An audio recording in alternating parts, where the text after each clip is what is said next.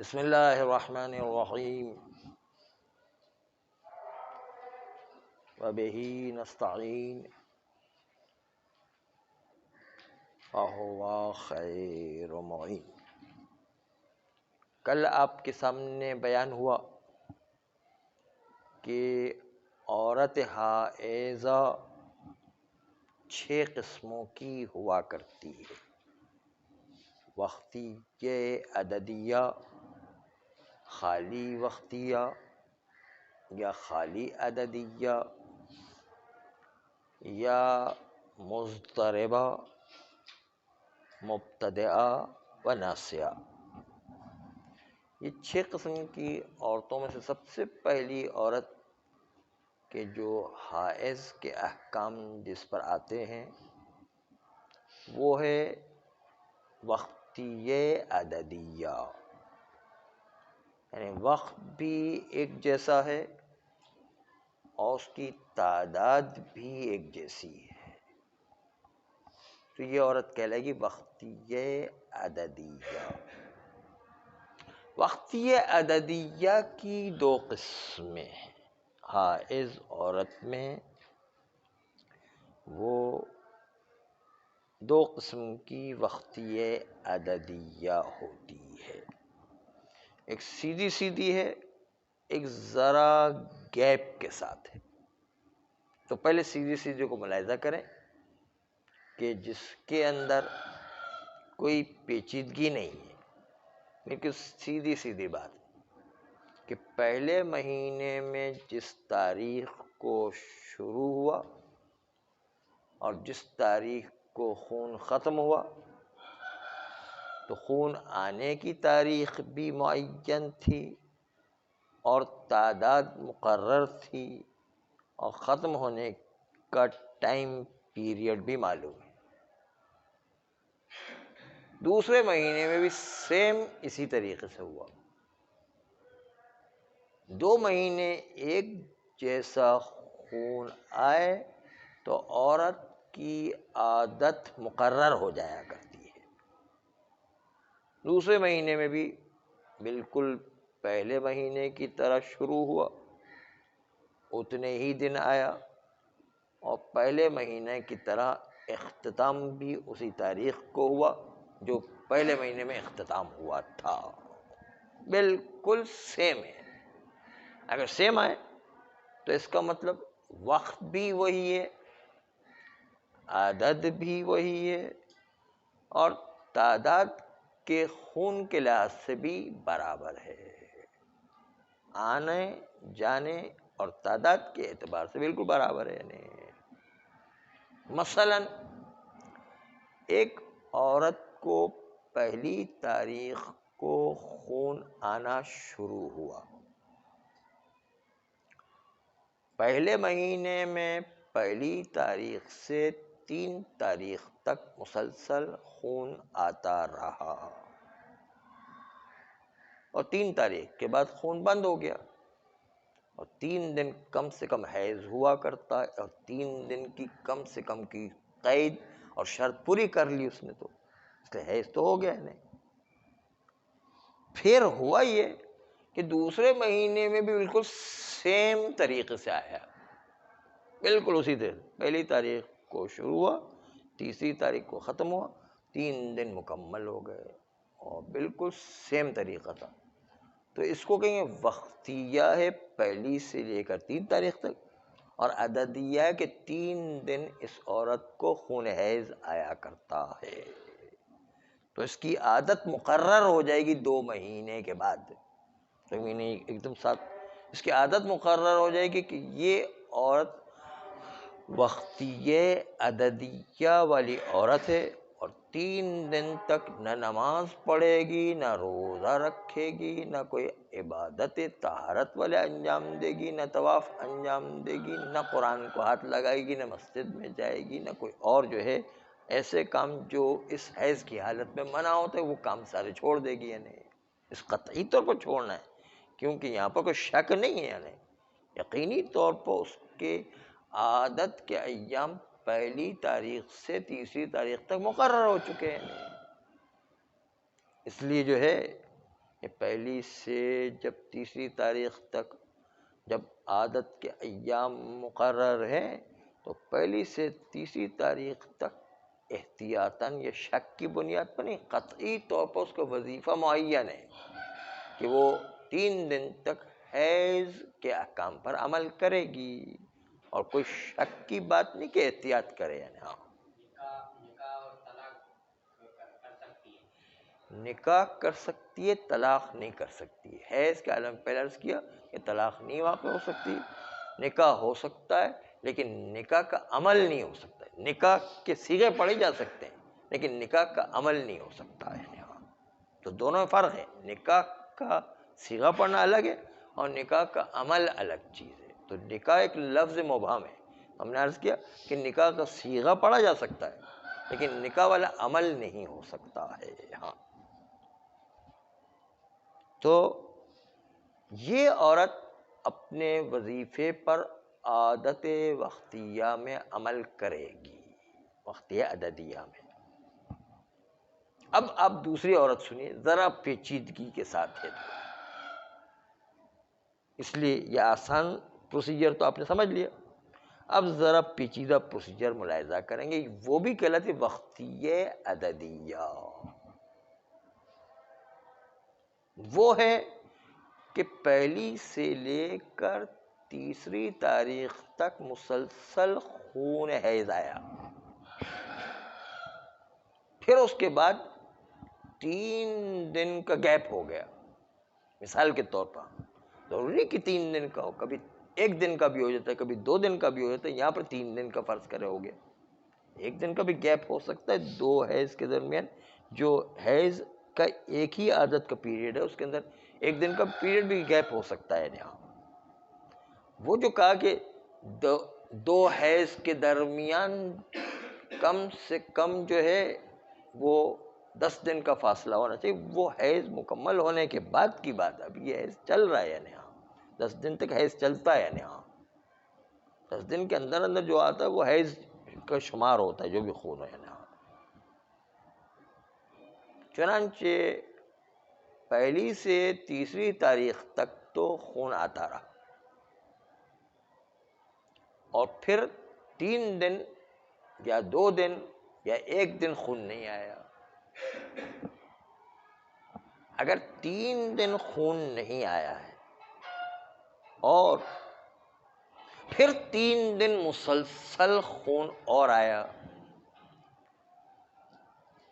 چوتھی، پانچویں، چھٹی تاریخ کو کوئی خون نہیں آیا، 7ویں تاریخ سے خون ہوا، 7ویں، 8ویں، 9ویں تاریخ کو خون آتا ہے نہیں، اور سب کا سب ملا کر 10 دن سے کم کے اندر ہے، 10 دن کے سے کم کے اندر ہے.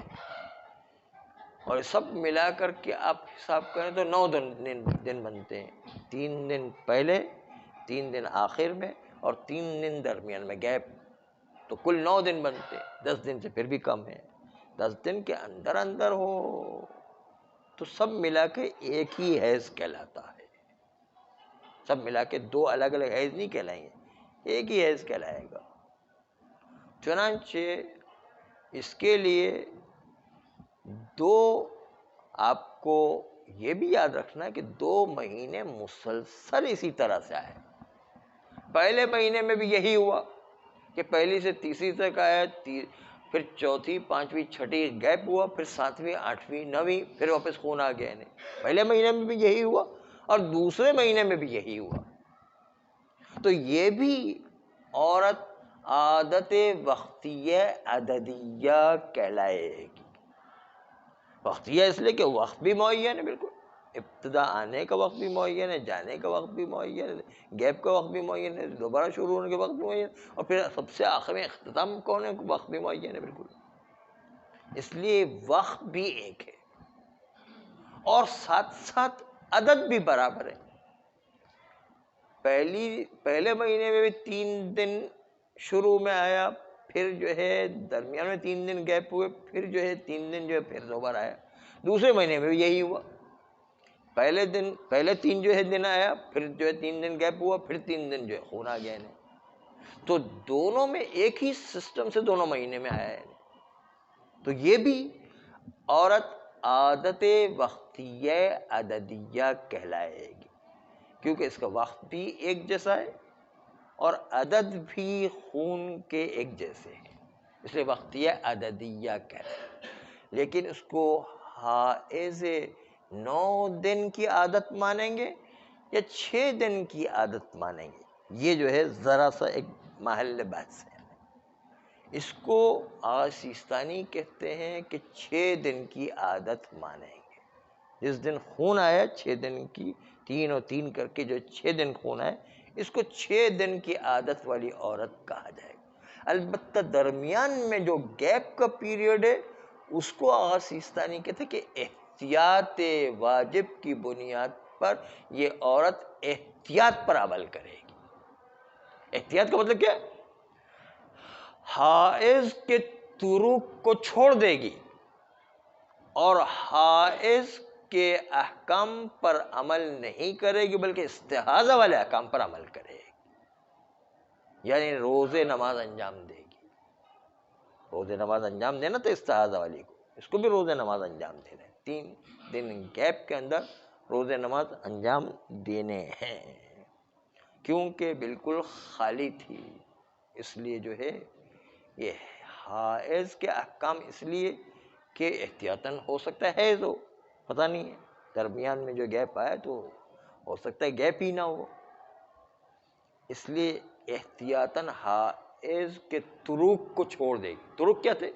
مثلا مسجد میں جانا، قرآن کے الفاظ کو ہاتھ لگانا، اور جو ہے مسجد کے اندر ٹھہرنا، اللہ کے نام کو ہاتھ لگانا، طواف کو انجام دینا، مثلا اس قسم کے احکام تھے نا، اس سے بچے گی نہیں.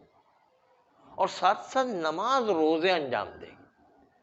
نماز روزے انجام دے گی استحاضہ کے احکام پر عمل کرتے ہوئے، کہ خون چونکہ بالکل بند ہو گیا، اس لیے استحاضہ قلیلہ والے احکام پر عمل کرے گی. استحاضہ قلیلہ میں جو یہی ہوتا ہے، بہت خون بہت ہی کم ہی آتا ہے، یہاں تو خون بندی ہو گیا، تو استحاضہ قلیلہ والے احکام پر عمل کرے گی، اور احکام پر عمل کر کے نماز روزے اور عبادات انجام دے گی.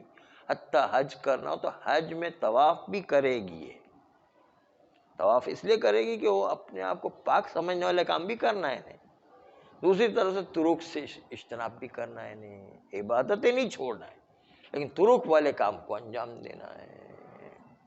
بس اس لیے جو ہے استحاضہ قلیلہ کے احکام پر عمل کرے گی، جس میں جو ہے غسل تو تھا ہی نہیں، خالی اپنے اس مقام کو پاک کرنا ہے، روئی کو بدلنا ہے، پٹی بدلنا ہے، وضو کر کے جو ہے وہ نماز پڑھنا ہے. نہیں، بس یہی کام کرنا تھا.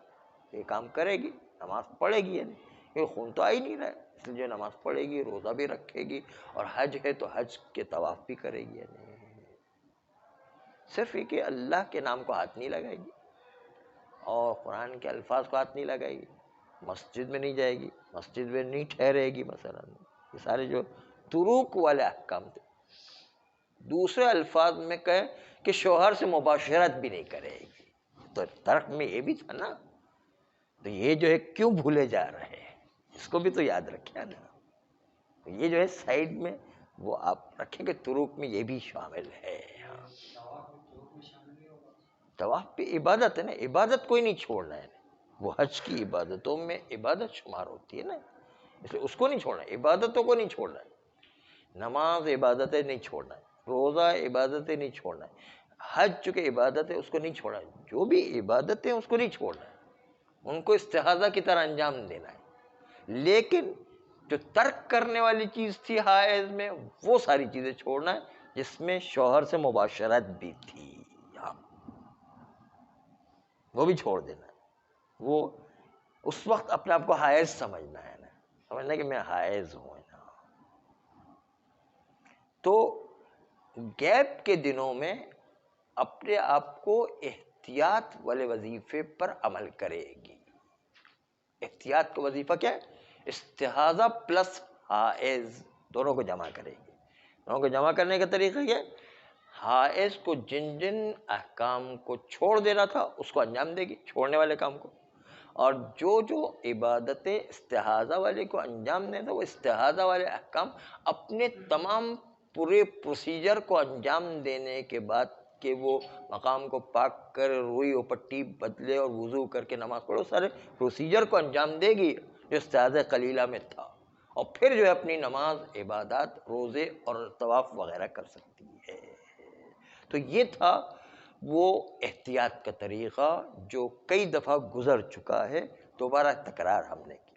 اور پھر جو 3 دن حیض آیا تو اس میں حیض کے احکام پر عمل کریں، روزے، نماز اور طواف اور عبادتیں پھر چھوڑ دے گی، یعنی ایک چیزیں جو ہے اس پر حرام ہے وہ چیزیں اس کو انجام۔ ہاں بہتر ہے کہ اس حیض کے دنوں میں وضو کر کے اتنی دیر مصلی پر بیٹھی رہے کہ جتنی دیر میں وہ نمازیں پڑھا کرتی تھی اتنی دیر جو ہے وہ مصلی پر بیٹھنا مستحب ہے۔ وہ جتنی دیر نماز، مثلا 10 منٹ نماز کو لگتے تھے، 10 منٹ وضو کر کے وہ مصلی پر بیٹھی رہے تاکہ وہ مستحب نماز کا انجام ہو جائے، کیوں واجب نماز تو پڑھ ہی نہیں سکتی وہ، اس لیے یہ مستحب کام اگر ثواب حاصل کرنا چاہتی ہے تو پھر جو ہے اس طرح اپنے ثواب کو ریکور کیا جا سکتا ہے۔ جو نماز کا ثواب اس کے ہاتھ سے جا رہا ہے، اس طرح مصلی پر بیٹھے گی تو اس کا نماز کا ثواب جو ہاتھ سے جا رہا تھا وہ نماز کا ثواب اس کو دوبارہ مل جائے گا۔ صلی اللہ علیہ سیدنا